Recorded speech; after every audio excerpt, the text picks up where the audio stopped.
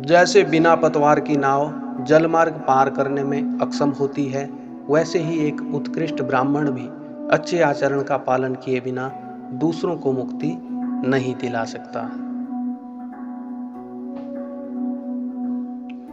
जो ब्राह्मण वेदों का अध्ययन नहीं करता, वो शीघ्र ही बुझ जाने वाली घास की अग्नि के समान समाप्त हो जाता है।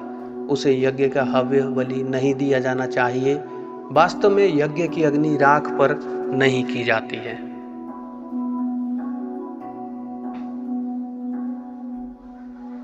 यदि योग्य व्यक्तियों को अनदेखा करके किसी अयोग्य व्यक्ति को दान दिया जाता है, तो यह गाय को अनदेखा करके गधे को भोजन देने के समान होता है।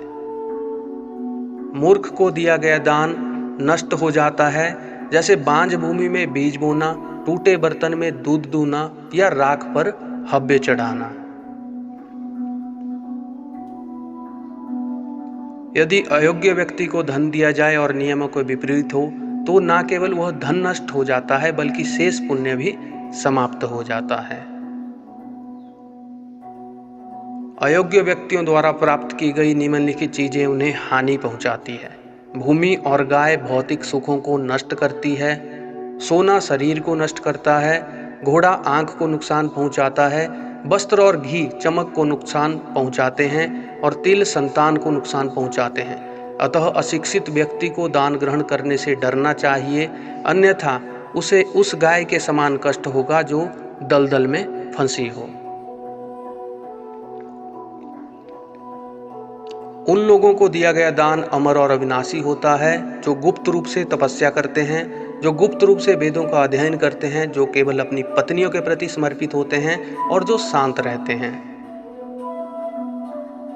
यदि किसी व्यक्ति को उचित स्थान पर और समय पर ईमानदारी और दृढ़ विश्वास के साथ दान दिया जाता है, तो वह पुण्य का सूचित होता है। केवल शिक्षा या तप से ही कोई भी व्यक्ति योग्य नहीं बनता, जब तक अच्छा आचरण ना हो। जब अच्छा आचरण हो, तभी लोगों द्वारा उन्हें योग्य व्यक्ति कहा जाता है। इन 3 गुणों शिक्षा, तप, आचरण में से शिक्षा सबसे महत्वपूर्ण गुण है। बिना शिक्षा वाला व्यक्ति अंधे के समान होता है। शिक्षित व्यक्ति को आंखों से आशीर्वाद प्राप्त होता है। यदि किसी ग्रंथ में इन देवताओं का सम्मान नहीं किया गया है, तो उस ग्रंथ को पवित्र नहीं माना जाना चाहिए, यहाँ तक कि यदि स्वयं ब्रह्मा उसे बोलते हैं। जो लोग लालच और क्रोध से प्रभावित होते हैं, वे शीलों और परंपराओं की पूजा नहीं करते हैं।